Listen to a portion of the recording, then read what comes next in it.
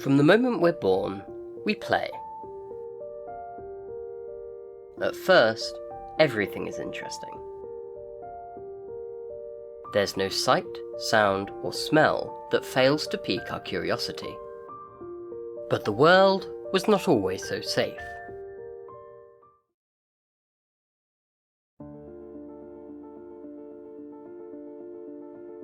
The medieval world was dangerous.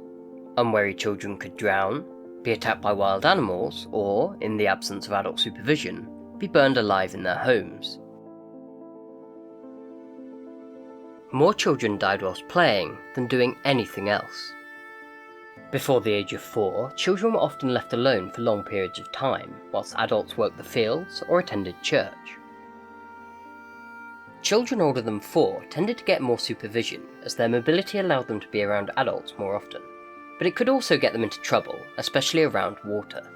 In 1301, a boy who lived on London Bridge was playing a game that involved hanging from a beam that jutted out over the Thames. He was one of the many medieval children whose lives were claimed by water. But this tragedy tells us something about a type of play that we struggle to find in the archaeological record. Play that relies not on toys, but purely the imagination. Medieval records of accidental deaths at play tell us a great deal about how children made fun from the world around them. They jumped over puddles, climbed trees, and played with animals. They played familiar games, buck hide, a medieval version of hide and seek, where the hiders were bucks and the seekers were hunters. Tag also existed, and children ran races and played at imitations of marriages and other adult ceremonies. One Latin sermon records a common game in the 13th century. One child says, "How many miles do I have to Beverlyham?" Another says, 8, 8, and other 8. The first says, "May I come there by daylight?" The other says, "Yes, by God, if your horse be light." Then the first child runs to a certain point and back to where they began, as the other child tries to chase them. If the child makes it back without being caught, they say, "Ha ha, petty pace, yet I am where I was."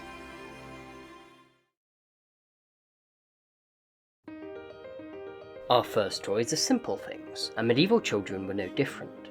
Terracotta rattles were filled with seeds, and babies were given brooches and buckles to soothe their gums. When children got older, anything might become a toy.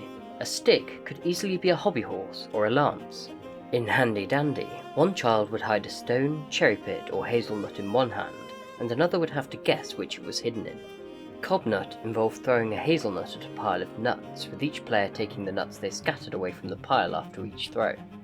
And Cherry Pit had children flicking a cherry stone into holes in the ground. Medieval children also fastened bones to their feet with leather laces to use as ice skates. In 1327, the City of London forbade children from shooting at birds with stone bows and arbalests because they frequently broke windows and wounded passers-by. Even more complex toys like dolls were made by both children and adults.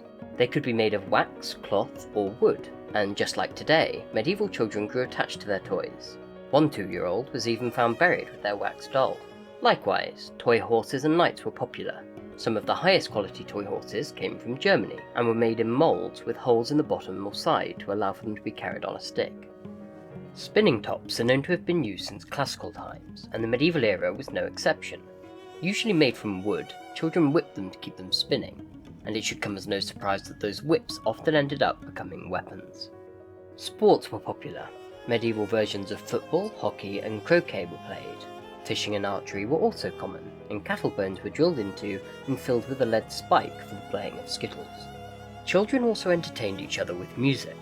In 1295, Barnwell near Cambridge was described as a place where children and adolescents met to entertain each other with songs and instruments. Adults would also play tunes for their children to dance to.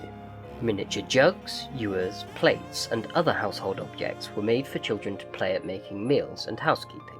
And these toys could even be made of precious metals like silver, as was the case for one princess if the child's parents were rich enough. Game boards have been found on recycled floor tiles and barrel tops. The pieces could easily be made from bone, stone, or other common materials, but were sometimes made from more expensive things like mother of pearl.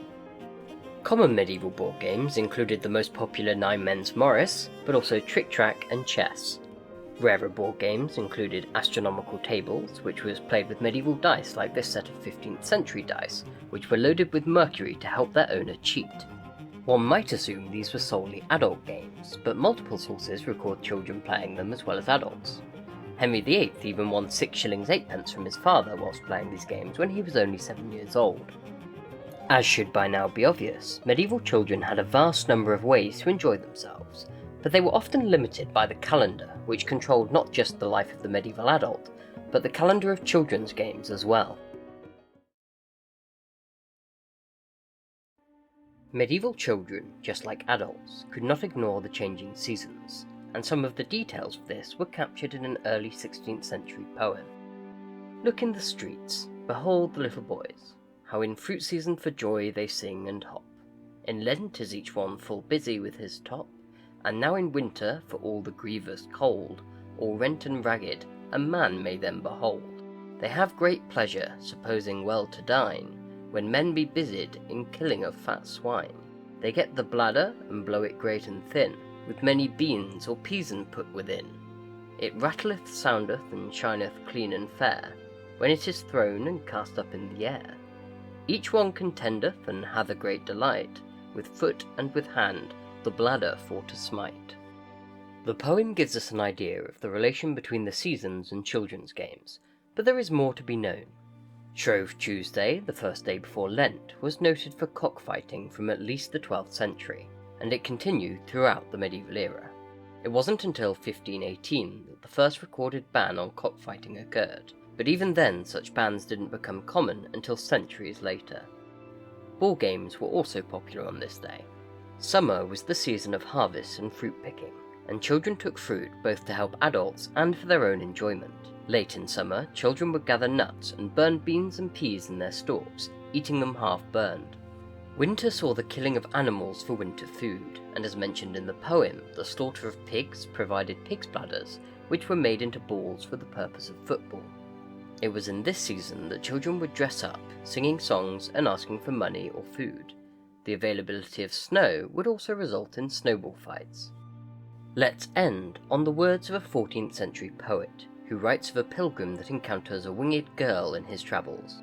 The girl, Youth, gives us an insight into how children were expected to have fun in medieval times.